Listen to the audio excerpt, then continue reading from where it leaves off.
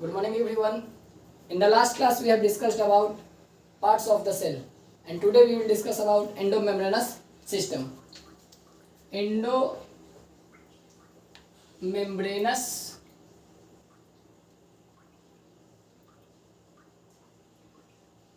system. Endomembranous system comprises of 4 cell organelles. Endomembranes system में 4 cell organelles हैं. एक है एंडोप्लाज्मिक रेटिकुलम, शॉर्ट में हम लोग इसको लिखते हैं, एक लिखते हैं हम लोग गोल्गी बॉडी को हम लोग और भी नाम से जानते हैं, जैसे गोल्गी ज़ोम हो गया, गोल्गी एपरेटस हो गया. एक होता है लाइजोसोम और एक होता है वैक्यूल. अब एंडोमेम्ब्रेनस सिस्टम का मतलब क्या हुआ? एंडोमेम्ब्रेनस सिस्टम का मतलब कि वो सारे सेल ऑर्गेनल्स जो एक दूसरे से मिल के काम करते हैं. मीन्स कि एंडोप्लाज्मिक रेटिकुलम में जो चीज़ें बनती हैं वो फिर जाता है गोल्गी बॉडी में, गोल्गी बॉडी से जाता है वैक्यूल में और वैक्यूल से फिर लाइजोसोम में. मीन्स कि ये चारों जो सेल ऑर्गेनल्स हैं एक दूसरे से जुड़े हुए हैं. चारों का काम जो है एक दूसरे से जुड़ा हुआ है, सेपरेट नहीं है. ये नहीं है कि चारों का स्ट्रक्चर सेम है. चारों का स्ट्रक्चर भी डिफरेंट है, स्ट्रक्चर भी डिफरेंट है और चारों का फंक्शन भी डिफरेंट है. फिर भी ये एंडोमेम्ब्रेनस का पार्ट क्यों है? फिर भी ये एंडोमेम्ब्रेनस का पार्ट इसलिए है क्योंकि ये चारों जो है वो साथ में मिल के काम करते हैं. चारों के फंक्शन एक दूसरे से रिलेटेड है.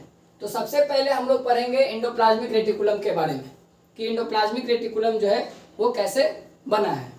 तो आइए देखते हैं हम लोग एंडोप्लाज्मिक रेटिकुलम के बारे में. Endoplasmic reticulum.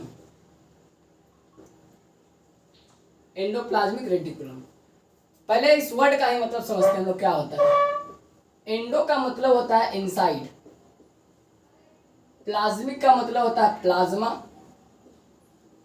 और रेटिकुलम का मतलब होता है चैनल लाइक स्ट्रक्चर.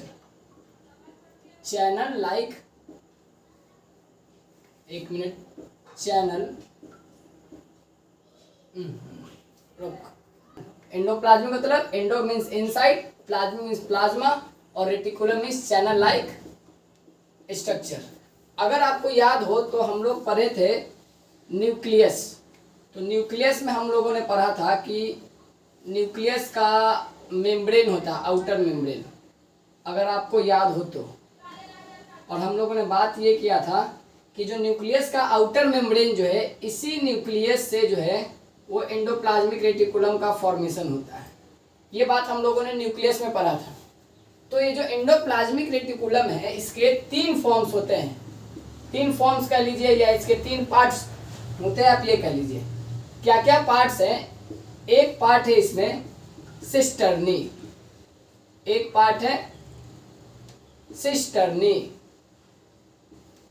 पार्ट इसमें है टिब्यूल और एक पार्ट इसमें है वेसिकल्स. ठीक है.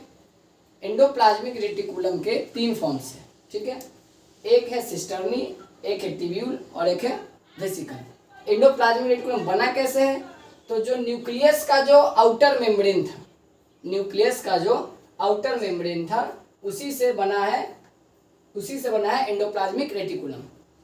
और जो सबसे पहला पार्ट है वही है सिस्टर्नी. जो फर्स्ट पार्ट है वही क्या है? सिस्टर्नी है. अब सिस्टर्नी का काम क्या है? काम समझिए. सिस्टर्नी का काम है प्रोटीन को बनाना.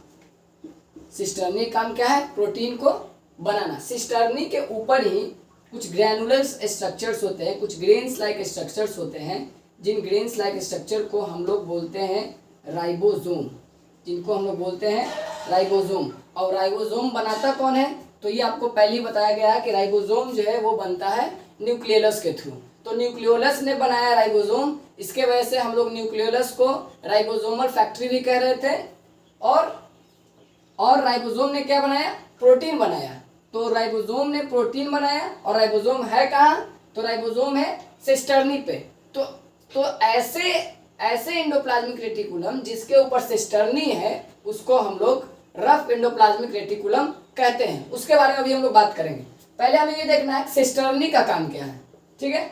तो सिस्टर्नी का काम है प्रोटीन का बनाना। और क्या काम है, इसके पास क्या है, इसके पास है राइबोसोम। इसके पास क्या है, राइबोसोम है। और ये सबसे पहला पार्ट है एंडोप्लाज्मिक रेटिकुलम का। फर्स्ट पार्ट कौन है, तो सिस्टर्नी है। दूसरा पार्ट देखते हैं ट्यूब्यूल के बारे में। अभी जो सिस्टर्नी जो है यही आगे चल के कुछ ट्यूब्स लाइक स्ट्रक्चर बनाता है, कुछ इस तरीके से इसमें ट्यूब्स लाइक स्ट्रक्चर बनाता है, ठीक है। सिस्टर्नी से जो चीज बना वो जो है ट्यूब के थ्रू आगे बढ़ता है। तो यहाँ पे जो सेकेंड पार्ट आपका हो रहा है वो हो रहा है आपका ट्यूब्यूल। सेकेंड पार्ट क्या हो गया, tubule. Tubule means tube like structure, ठीक है, जो बने हुए प्रोटीन को आगे की तरफ ले जाएगा। तो इसका काम क्या है, इसका काम क्या है, टू कैरी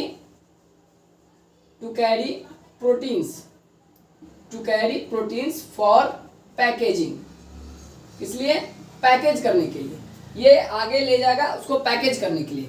और तीसरा जो पार्ट है वो वेसिकल्स। जो वेसिकल्स का मतलब क्या होता है, बैग, स्मॉल बैग, मीन्स कि यहाँ पे ट्यूब्यूल के बाद छोटे छोटे बैग्स हैं, उन बैग्स को बोलते हैं वेसिकल्स। तो एंडोप्लाज्मिक रेटिकुलम का ध्यान समझिए, एंडोप्लाज्मिक रेटिकुलम का सिस्टर्नी ने बनाया राइबोसोम। वो राइबोसोम जो है वो ट्यूब्यूल से होते हुए कहाँ जाके चला गया, वेसिकल्स में, और वेसिकल्स से वो पैक हो गया। और पैक होने के बाद अब वो आगे जाएगा, तो वहां पे हम लोग गोल्गी एपरेटस के बारे में पढ़ेंगे। ये एंडोप्लाज्मिक रेटिकुलम तक की यही बात थी। क्या क्या बात है कि सबसे पहले क्या ध्यान देना है कि एंडोप्लाज्मिक रेटिकुलम जो है वो न्यूक्लियस के आउटर मेम्ब्रेन से बना है, ठीक है। उसके बाद पहला ही पार्ट सिस्टर्नी है। सिस्टर्नी के ऊपर ग्रेन्स लाइक स्ट्रक्चर है जिसको राइबोसोम बोलते हैं। और ये जो राइबोसोम का टाइप है वो है 60S राइबोसोम यहाँ पे पाया जाता है, ठीक। उसके बाद सिस्टर्नी के बाद क्या बना, ट्यूब्यूल बना, जो ट्यूब्स लाइक स्ट्रक्चर है, जो यहाँ से बने हुए प्रोटीन को आगे की तरफ ले जाएंगे। उसके बाद क्या बनेगा, वेसिकल्स बनेगा। वेसिकल्स क्या करेंगे, तो वेसिकल्स जो है वो स्टोर करने का काम करेंगे। जो प्रोटीन बना उस प्रोटीन को स्टोर करने का काम किसका होगा, वेसिकल्स का होगा। अब थोड़ा सा और हम लोग देखते हैं कि ये जो एंडोप्लाज्मिक रेटिकुलम है वो दो तरीके के हैं, दो टाइप्स के हैं, ठीक है। एक है आपका ग्रैनुलर और एक है आपका ए ग्रैनुलर और ए ग्रैनुलर। वर्ड से समझिए, ग्रैनुलर का मतलब ये हो गया कि यहाँ पे है आपके पास ग्रेन्स लाइक स्ट्रक्चर, और उस ग्रेन्स लाइक स्ट्रक्चर को क्या कहते हैं, उसको हम लोग कहते हैं राइबोसोम। ग्रेन्स लाइक स्ट्रक्चर क्या कह रहे हैं, राइबोसोम। और जिसके पास ग्रेन्स लाइक स्ट्रक्चर है उसको हम लोग बोलते हैं रफ एंडोप्लाज्मिक रेटिकुलम। क्या बोलते हैं, रफ एंडोप्लाज्मिक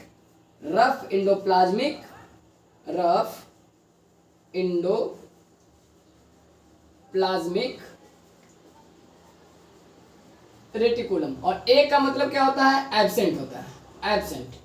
और ग्रेनुलर का मतलब ग्रेन्स लाइक स्ट्रक्चर। और जिसके पास ग्रेन्स लाइक स्ट्रक्चर एब्सेंट है उसको हम लोग बोलते हैं स्मूथ एंडोप्लाज्मिक रेटिकुलम। और इसका काम होता है लिपिड्स बनाना, ठीक है। और क्या काम होता है, इसका काम होता है डिटॉक्सिफिकेशन करना। जो हमारे लीवर में पॉइजनस सब्सटेंस बनते हैं उसको डिटॉक्सिफाई करने का भी काम इसी का होता है। मीन्स कि उसके इफेक्ट को खत्म करने का काम, पॉइजनस सब्सटेंस को खत्म करने का काम इसी का होता है। तो आप फिर से समझिए कि एंडोप्लाज्मिक रेटिकुलम दो तरीके के हुए, एक हुआ ग्रैनुलर, एक हुआ ए ग्रैनुलर। ग्रैनुलर को हम लोग, ग्रैनुलर क्यों, क्योंकि ये रफ है, क्योंकि इसके सरफेस के ऊपर क्या है, राइबोसोम है। तो जिसके सरफेस के ऊपर राइबोसोम है वो है रफ एंडोप्लाज्मिक रेटिकुलम, जिसके सरफेस के ऊपर राइबोसोम नहीं है वो है smooth endoplasmic reticulum. Rough endoplasmic reticulum जो है वो प्रोटीन बनाएगा, स्मूथ एंडोप्लाज्मिक रेटिकुलम जो है वो लिपिड बनाएगा, कुछ स्टेरॉइडल हार्मोन्स बनाएंगे, और वो डिटॉक्सिफिकेशन भी करेगा उन पॉइजन सब्सटेंस का जो कि लिवर में बनेंगे। तो एक बात और ये है कि ये जो रफ एंडोप्लाज्मिक रेटिकुलम है और स्मूथ एंडोप्लाज्मिक रेटिकुलम है, एक ही एंडोप्लाज्मिक रेटिकुलम पे ग्रेन्स हो सकते हैं। तो ग्रेन्स जो है वो सिर्फ सिस्टर्नी वाले पार्ट पे होता है, ट्यूब्यूल वाले पार्ट पे नहीं होता है। तो सिर्फ अगर इतनी की बात करी जाए तो ये आपका होगा रफ एंडोप्लाज्मिक रेटिकुलम, और जो ट्यूब्यूलर पार्ट है यहाँ पे है वो क्या हो गया, स्मूथ एंडोप्लाज्मिक रेटिकुलम। और ये जो एंडोप्लाज्मिक रेटिकुलम है वो न्यूक्लियस से स्टार्ट होकर प्लाज्मा मेम्ब्रेन तक पूरा फैले हुआ है, ठीक है। यहाँ से ओरिजिनेट करेगा और पूरा प्लाज्मा मेम्ब्रेन में ये फैला हुआ है। तो ये पूरी बात हो गई एंडोप्लाज्मिक रेटिकुलम के बारे में। अगले क्लास में हम लोग गोल्गी बॉडी के बारे में पढ़ेंगे। थैंक्स।